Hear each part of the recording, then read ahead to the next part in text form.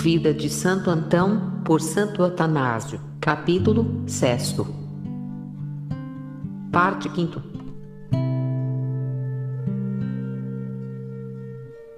Parágrafo 1º. Antão vai a Alexandria sob a perseguição do imperador Maximino, 311. Depois disto, a perseguição de Maximino. Em 305 abdicaram os imperadores Diocleciano e Maximiano. Sucederam-nos Constâncio e Galério como Augustos, Severo e Maximino Daia foram feitos Césares. Este último tomou a seu cargo a administração da Síria, Palestina e Egito e sobressaiu por seu fanatismo na continuação da perseguição de Diocleciano. A violenta repressão cessou temporalmente com o edito de tolerância de Nicomedia, aplicado de muito má vontade por Maximino, que, antes de 6 meses recomeçou a perseguição. Só em fins de 312 Maximino volta à tolerância e finalmente sob a pressão de seus rivais ocidentais Constantino e Licínio, concede a paz religiosa, que irrompeu nessa época, abateu-se sobre a igreja. Quando os santos mártires foram levados a Alexandria, ele também deixou sua cela e os seguiu, dizendo: vamos também nós tomar parte no combate se somos chamados, ou haver os combatentes.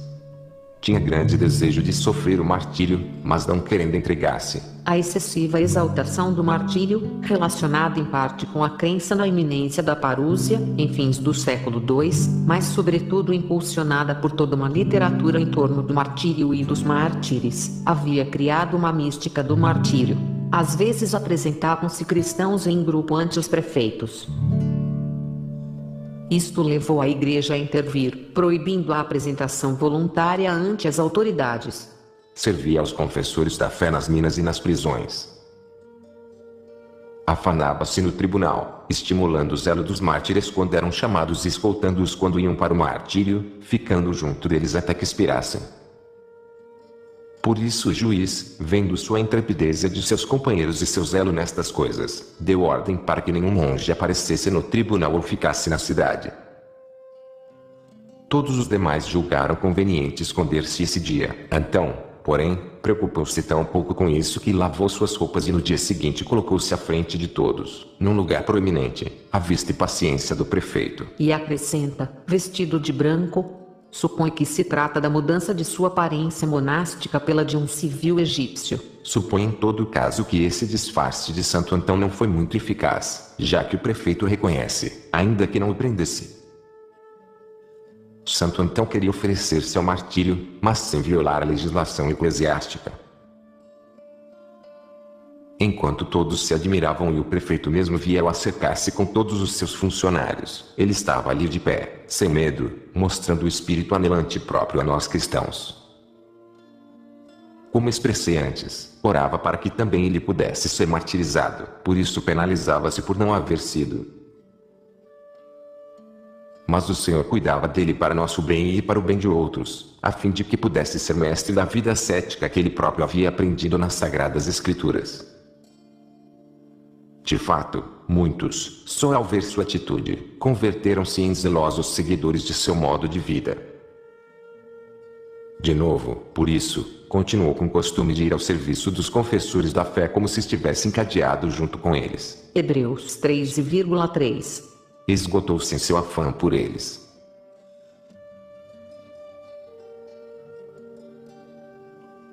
Parágrafo 2º. O martírio diário da vida monástica.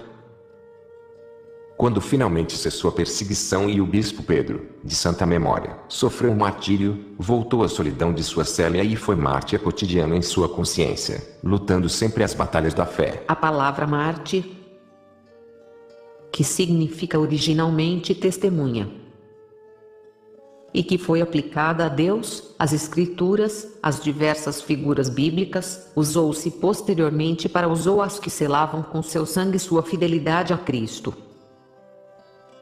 Posteriormente chamavam-se também mártires os que, embora sem morrer, haviam sofrido por Cristo. Deu-se também tal nome a todo verdadeiro cristão, e falou-se do martírio de diversas virtudes. Isto levou a aplicar esse título também aos ascetas. A vida monástica é descrita na literatura com os mesmos termos que se usavam para descrever a luta do mártir da fé. Praticou vida ascética cheia de zelo e mais intensa. Jejuava continuamente, sua veste interior era de pelo, e de couro exterior, e a conservou até o dia de sua morte. Nunca banhou seu corpo. O mesmo se refere acerca de Plotino. Paládio em sua História Lausíaca relata exemplos semelhantes nas vidas de vários de seus personagens. Não se pode negar o motivo penitencial, mas talvez o fundamento mais profundo desta forma de ascese, no deserto, era o profundo horror aos costumes licenciosos que prevaleciam nos banhos públicos pagãos. Nem tampouco lavou seus pés nem permitiu metê-los na água sem necessidade. Ninguém viu seu corpo em Nilo até que morreu e foi sepultado. De volta à solidão, determinou um período de tempo durante o qual não sairia nem receberia ninguém. Então um oficial militar, um certo Martiniano, chegou a importunar Antão. Tinha uma filha a qual o demônio molestava. Como persistia batendo a porta e rogando que saísse, rogasse a Deus por sua filha, Antão não quis sair, mas por uma janelinha lhe disse: Homem, por que fazes todo esse barulho comigo? Sou um homem como tu. Se crês em Cristo a quem eu sirvo, vai e como crês, ora a Deus e ele te ouvirá. O homem foi, crendo e invocando a Cristo, e sua filha foi liberta do demônio. Muitas outras coisas fez também o Senhor por intermédio dele, segundo a palavra, peçam e lhes será dado. São Lucas 11,9. Muitíssima gente, que sofria, dormia simplesmente fora de sua cela. Isto lembra a antiga prática do incubare. Os que desejavam receber uma visão ou ser curados de suas enfermidades, deitavam-se no recinto de um templo. Pois ele não queria abrir-lhes a porta, eram curados por sua fé e sincera oração.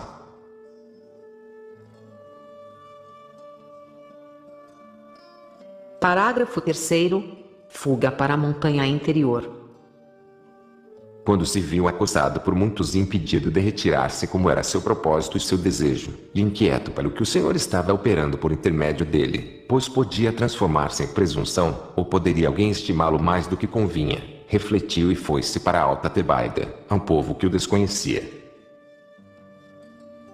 Recebeu o pão dos irmãos e sentou-se à margem do rio, esperando ver um barco que passasse e no qual pudesse partir. Enquanto estava assim esperando, ouviu-se uma voz do alto: Antão, aonde vais e por quê?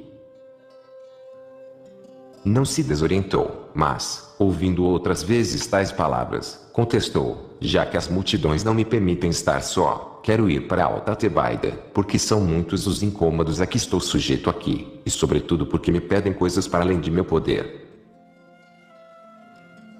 Se sobes a Tebaida, disse a voz Ossi, como também pensaste, desses Abucolia. Trata-se de um distrito pantanoso no delta do Nilo, habitado por pastores. Parece que Santo Antão havia pensando não só em ir para o sul, como também na possibilidade de ir habitar para o norte. Terás mais, sim, o duplo de incômodos a suportar. Mas se realmente queres estar contigo mesmo, então vai-te ao deserto interior. Mas, disse então, quem me mostrará o caminho? Eu não conheço. De repente chamaram-se a atenção os sarracenos que estavam a tomar aquele caminho. Aproximando-se, Antão lhes pediu para ir com eles ao deserto. Como por ordem da providência, deram-lhes boas-vindas. E viajou com eles 3 dias e 3 noites e chegou a uma montanha muito alta, tendo ao pé uma água clara como cristal e muito fresca. Estendendo-se dali havia uma planície e algumas tamareiras. Como inspirado por Deus, Antão ficou encantado com o lugar. Trata-se do Monte Couzim, em pleno deserto na planície de Calala do Sul, aproximadamente 180 quilômetros a sueste de Alexandria, entre o Nilo e o Mar Vermelho. A montanha com o antigo mosteiro de Santo Antão é chamada ainda de Mar Antonius. Porque foi isso que quis dizer quem falou com ele à margem do rio. Começou por conseguir uns pães de seus companheiros de viagem e ficou sozinho na montanha, sem companhia alguma. Daí em diante olhou esse lugar como se houvera encontrado seu próprio lar. Quanto aos sarracenos, notando o entusiasmo de Antão, fizeram do lugar um ponto em suas travessias, e estavam contentes de levar-lhe pão. Também as tamareiras lhe davam uma pequena e frugal mudança de dieta. Mais tarde os irmãos, inteirando-se do lugar, como filhos preocupados por seu pai, engenharam-se para enviar-lhe pão. No entanto, vendo então que o pão lhes causava incômodo, pois tinham de aumentar o trabalho que já suportavam, e querendo demonstrar consideração aos monges também nisso, refletiu sobre o assunto e pediu a alguns de seus visitantes que lhe trouxessem um enxadão e um machado e alguns grãos. Quando trouxeram, ele foi ao terreno junto da montanha, e encontrando um pedaço adequado, com abundante provisão de água vertente, cultivou e semeou. Assim o fez cada ano e conseguia seu pão. Estava feliz, pois com isto não era molesto a ninguém e em tudo tratava de não ser carga para os outros. E acrescenta, vivendo no deserto do trabalho de suas mãos.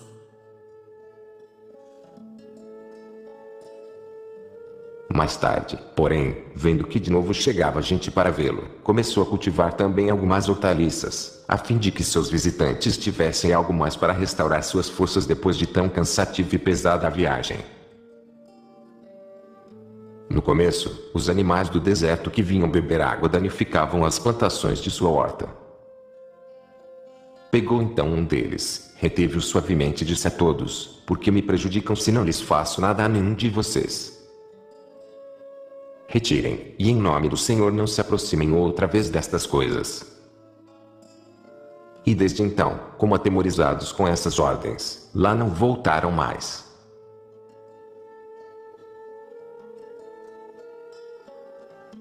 Parágrafo 4º. De novo, os demônios. Assim esteve sozinho na montanha interior, dando seu tempo à oração e à prática da vida ascética. Os irmãos que foram em sua busca rogaram-lhe que lhes permitisse ir cada mês e levar-lhe azeitonas, legumes e azeite, pois agora já era ancião. De seus visitantes soubemos quantos combates teve de suportar enquanto viveu ali, não contra carne e sangue. Como está escrito, Efésios 12. mas em luta com os demônios. Também ali ouviram tumultos e muitas vozes e clamor como de armas. À noite viram a montanha encher-se de vida com animais selvagens. Viram-no também lutando como com inimigos visíveis, e orando contra eles. A um que o visitou falou-lhe palavras de alento enquanto ele próprio mantinha-se firme na contenda, de joelhos e orando ao Senhor. Era realmente notável que, sozinho como estava nesse despovoado, nunca desmaiasse ante os ataques dos demônios, nem tampouco com todos os animais e répteis que havia, tivesse o medo de sua ferocidade. Como está na Escritura, ele realmente confiava no Senhor como o Monte Sião. Salmo 124,1. Com ânimo inquebrantável e intrépido. Assim os demônios antes fugiam dele, e os animais selvagens fizeram paz com ele, como está escrito. Jó 5,23. O mal pôs estreita guarda sobre Antão e rangeu os dentes contra ele, como o disse Davi no Salmo. Salmo 34,16. Mas Antão foi animado pelo Salvador, não sendo danificado por essa vilania e sutil estratégia. Enviou-lhe animais selvagens enquanto estava em suas vigílias noturnas, e em plena noite todas as hienas do deserto saíram de suas tocas e o rodearam. Tendo-o no centro, abriam suas fauces e ameaçavam mordê-lo. Ele, porém, conhecendo bem as manhas do inimigo, disse-lhes: "Se receberam poder para fazer isto contra mim, estou disposto a ser devorado, mas se foram enviados pelos demônios, saiam imediatamente porque sou servidor de Cristo." Enquanto então dizia isto, fugiram como açoitados pelo látego dessa palavra. Poucos dias depois, enquanto estava trabalhando, porque o trabalho sempre era parte de seu propósito, Alguém chegou à porta e puxou a corda com que trabalhava. Estava fazendo cestos que dava a seus visitantes em troca do que lhe traziam. Levantou-se e viu um monstro que parecia homem até as coxas, mas com pernas e pés de asno. Então fez simplesmente o sinal da cruz e disse: Sou servidor de Cristo. Se foste enviado contra mim, aqui estou. O monstro, porém, com seus demônios fugiu tão rápido que a sua própria rapidez o fez cair e morreu. A morte do monstro veio a significar o fracasso dos demônios. Fizeram o que puderam para que saísse do deserto e não conseguiram. E acrescenta: maravilhas sobre maravilhas sucediam-se. Não havia passado muito tempo, que o homem de tão grandes vitórias foi vencido pelos rogos dos irmãos.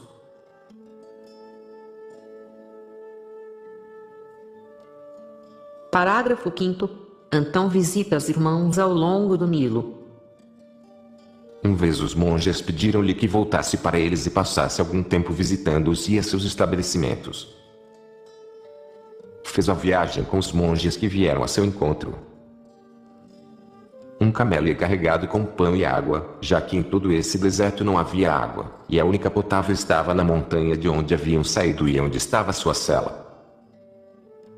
Indo a caminho, acabou-se a água, e estavam todos em perigo quando o calor era mais intenso. Andaram buscando. E acrescenta: ainda que fosse uma laguna com água de chuva. E voltaram sem a encontrar. Estavam por demais fracos para poderem caminhar. Lançaram-se ao chão e deixaram partir o camelo, entregando-se ao desespero. Vendo o perigo em que todos estavam, o ancião encheu-se de aflição. Suspirando profundamente, apartou-se um pouco deles. Ajoelhou-se, estendeu as mãos e orou. E de repente o Senhor fez brotar uma fonte no lugar onde estava orando, e todos puderam beber e refrescar-se. Encheram os odres e puseram-se a buscar o camelo até que o encontraram. Sucedeu que o cordeiro se embaraçara numa pedra e ficara preso. Levaram-no a beber e, carregando-o com os odres, concluíram sua viagem sem mais prejuízos ou acidentes. Ao chegar às celas exteriores, todos lhe deram cordiais boas-vindas, olhando-o como um pai. E acrescenta: todos foram sobre ele saudando com beijos e abraços. Por seu lado, como trazendo-lhes provisões de sua montanha, ele os entretinha com suas narrações e lhes comunicava sua experiência prática. E de novo houve alegria nas montanhas e aneiros de progresso, e de consolo que vem de uma fé comum. Confira Romanos 1,12.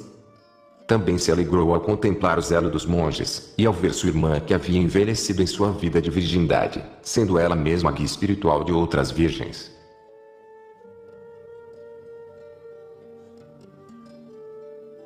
Parágrafo 6º. Os irmãos visitam Antão. Depois de alguns dias voltou à sua montanha. Desde então muitos foram visitá-lo, entre eles muitos cheios de aflição, que arriscavam a viagem até ele. Para todos os monges que chegavam até ele, tinha sempre o mesmo conselho, por sua confiança no Senhor e amá-lo, guardar-se a si mesmo dos maus pensamentos e dos prazeres da carne, e não ser seduzidos por um estômago cheio, como está escrito nos Provérbios. PR 24,15. Deviam fugir da vanglória e orar continuamente, cantar salmos antes e depois do sono, guardar no coração os mandamentos impostos nas Escrituras e recordar os feitos dos santos, de modo que a alma, ao recordar os mandamentos, possa inflamar-se ante o exemplo de seu zelo.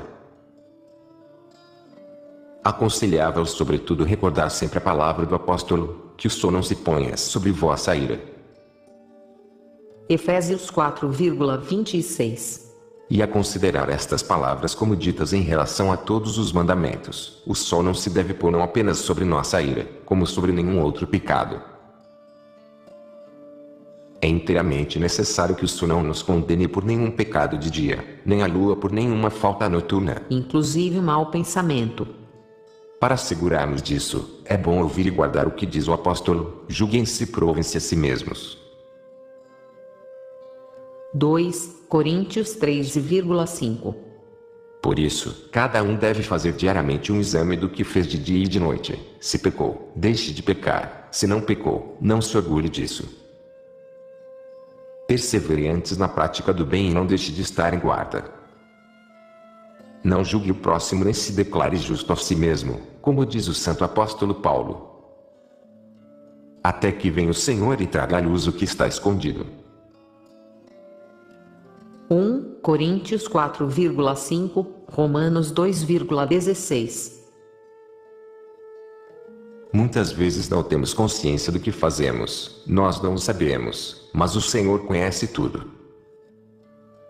Por isso, deixando a Ele o julgamento, compadeçamo-nos mutuamente e levemos as cargas uns dos outros. Gálatas 6,2. Julguemo-nos a nós mesmos e, se nos vemos diminuídos, esforcemo-nos com toda a seriedade por reparar nossa deficiência. Que esta observação seja nossa salvaguarda contra o pecado. Anotemos nossos atos e impulsos da alma como se tivéssemos de informar a outro. Podem estar seguros de que, de pura vergonha de que isto seja conhecido, deixaremos de pecar e de prosseguir com pensamentos pecaminosos. Quem gosta que o vejam pecando? Quem, depois de pecar, não preferiria mentir, esperando escapar assim de que o descubram?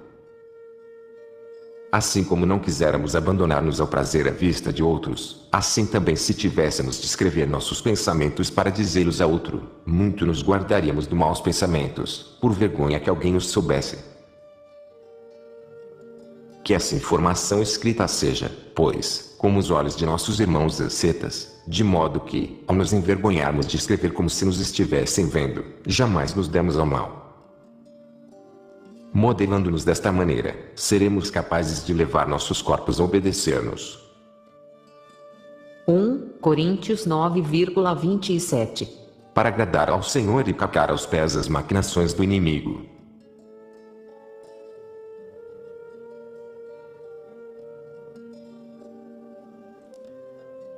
Parágrafo 7º. Milagres no deserto. Estes eram os conselhos a seus visitantes. Com os que sofriam unia-se em simpatia e oração, e a miúde em muitos e variados casos, o Senhor ouviu sua oração. Nunca, porém, se jactou quando atendido, nem se queixou não sendo. Sempre deu graças ao Senhor, e animava os que sofriam a ter paciência ao se aperceberem de que a cura não era prerrogativa dele nem de ninguém, mas de Deus só, que opera quando quer e a favor de quem ele quer. Os que sofriam ficavam satisfeitos, recebendo as palavras do ancião como cura, pois aprendiam a ter paciência a suportar o sofrimento. E os que eram curados aprendiam a dar graças, não a Antão, mas a Deus só. Havia, por exemplo, um homem chamado Frontão, oriundo de Palatium. Ambos os nomes são romanos. Havia duas cidades com esse nome na antiga Itália, mas como a palavra significa também corte, palácio, sugere-se que este homem, quanto aos demais desconhecidos, era um oficial ou empregado romano a serviço do prefeito romano de Alexandria. E traduz, ex-Palestinis. Draguete da casa do imperador. Tinha uma enfermidade horrível, mordia continuamente a língua e sua vista ia se encurtando. Chegou à montanha e pediu a Antão que rogasse por ele. Orou e disse logo a Frontão: vai-te, vais ser curado. Ele, porém, insistiu e ficou durante dias, enquanto Antão prosseguia dizendo-lhe: não ficarás curado enquanto ficares aqui. Vai-te, e quando chegares ao Egito, verás em ti o milagre. O homem consentiu ao final e foi-se, e ao chegar à vista do Egito, sua enfermidade desapareceu. Sarou segundo as instruções que Antão havia recebido do Senhor enquanto orava. Uma menina de Buziris em Tripoli padecia de uma enfermidade terrível e repugnante, uma supuração nos olhos, nariz e ouvidos transformava-se em vermes quando caía no chão. Além disso, tinha um corpo paralisado e seus olhos eram defeituosos. Seus pais ouviram falar de Antão por alguns monges que iam vê-lo, e tendo fé no Senhor que curou a hemorroísa. São Mateus 9,20. Pediram-lhes licença para irem também com sua filha, e eles consentiram. Os pais e a menina ficaram ao pé da montanha com Pafinúcio. E acrescenta, sob a perseguição de Maximino arrancaram-lhe os olhos por Cristo, mas gloriava-se imensamente de tal desonra de seu corpo. Pafinúcio era nome sumamente comum no Egito do século IV. Vários bispos e monges são conhecidos sob esse nome, o que dificulta sua identificação. Neste caso, o epíteto de confessor e o acréscimo feito por Evagrio, assinalado antes, parecem indicar que se trata do bispo Pafinúcio da Alta Tebaiba, martirizado sob Maximino. Participou no concílio de Nicéia, com grandes honras. O martirológio romano menciona-os no dia 4 de setembro. O confessor e monge. Os demais subiram, e quando se dispunham a falar-lhe da menina, ele adiantou-se e lhes falou tudo sobre os sofrimentos dela, e de como havia feito com eles a viagem. Então, quando lhe perguntaram se essa gente podia subir, não lhes permitiu e disse, podem ir e, se não morreu, vão encontrá-la sã.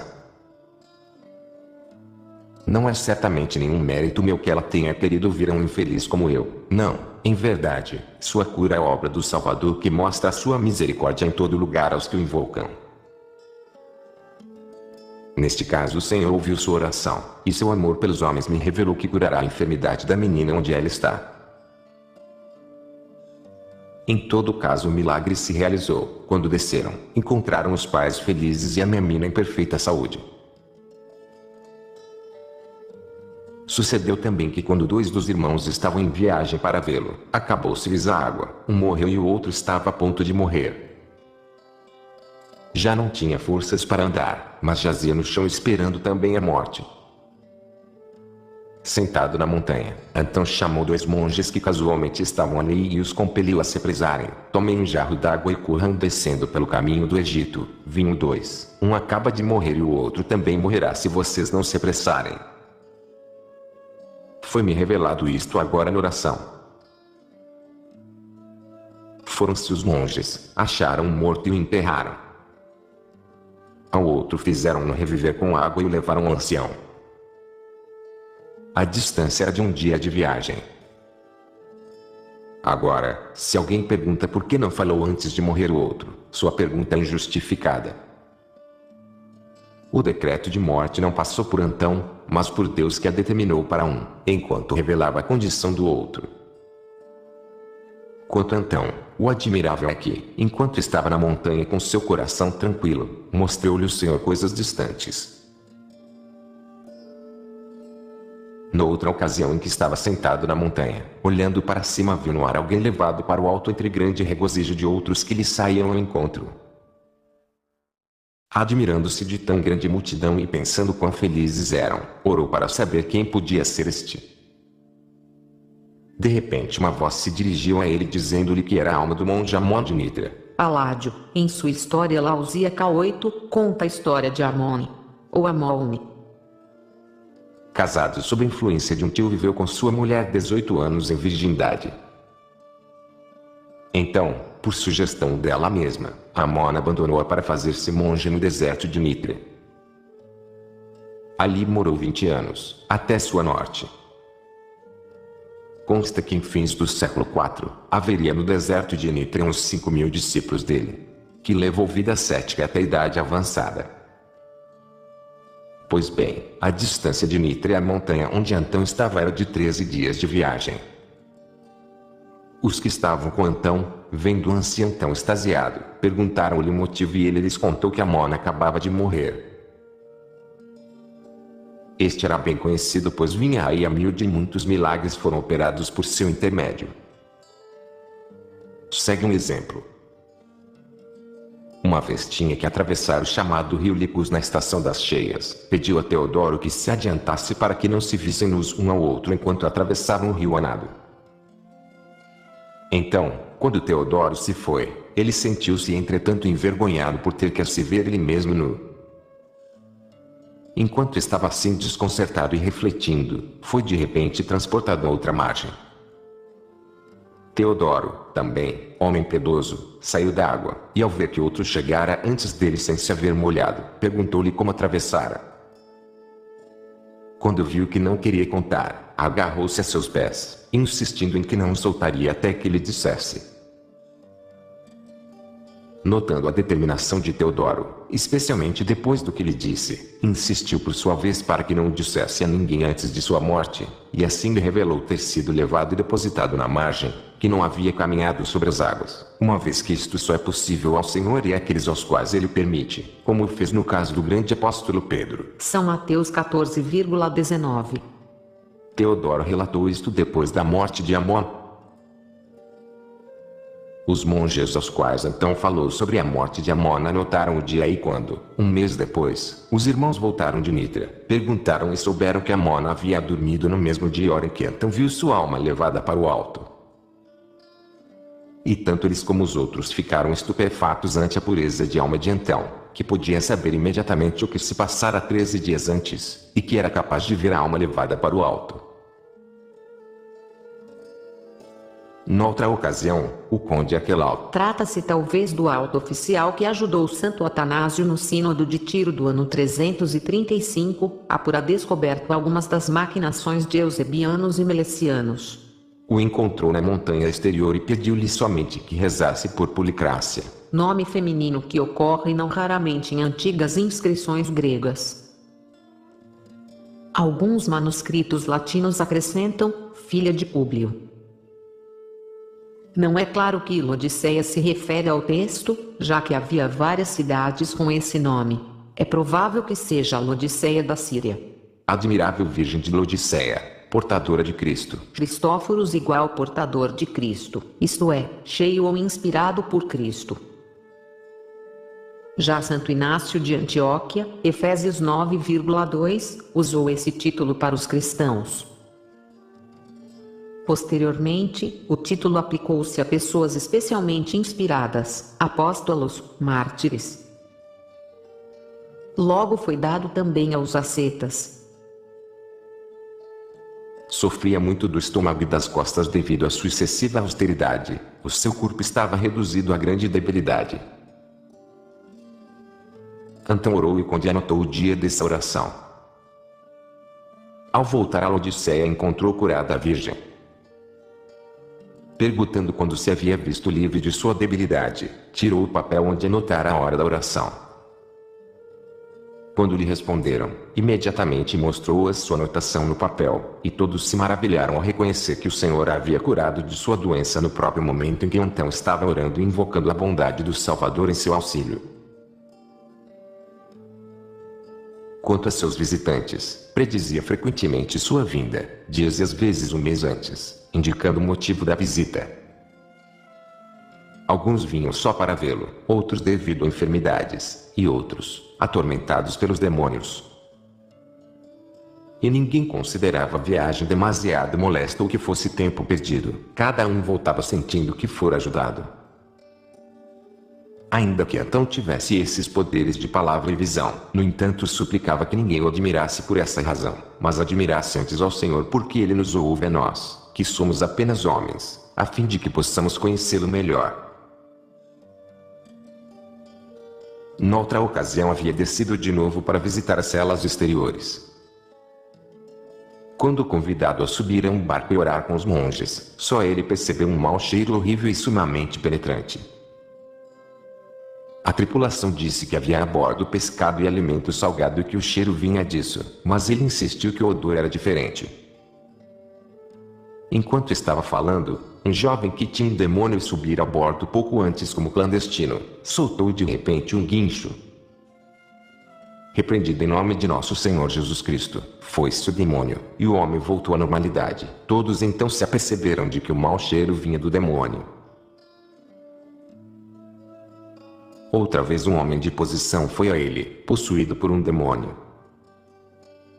Neste caso o demônio era tão terrível que o possesso não estava consciente de que então chegava mesmo a devorar seus próprios excrementos. O homem que o levou a então rogou-lhe que rezasse por ele. Compadecido pelo jovem, então orou e passou com ele toda a noite. Ao amanhecer, o jovem lançou-se de repente sobre então, empurrando-o. Seus companheiros indignaram-se diante disso, mas Antão acalmou-os, dizendo: Não se aborreçam com o jovem, pois não é ele o responsável, e sim o demônio que nele está. Ao ser increpado e mandado a lugares desertos, São Lucas 11,24. ficou furioso e fez isto. Deem graças ao Senhor, pois o atacar-me deste modo é um sinal da partida do demônio. E enquanto Antão dizia isto, o jovem voltou a seu estado normal, deu-se conta de onde estava, abraçou o ancião e deu graças a Deus.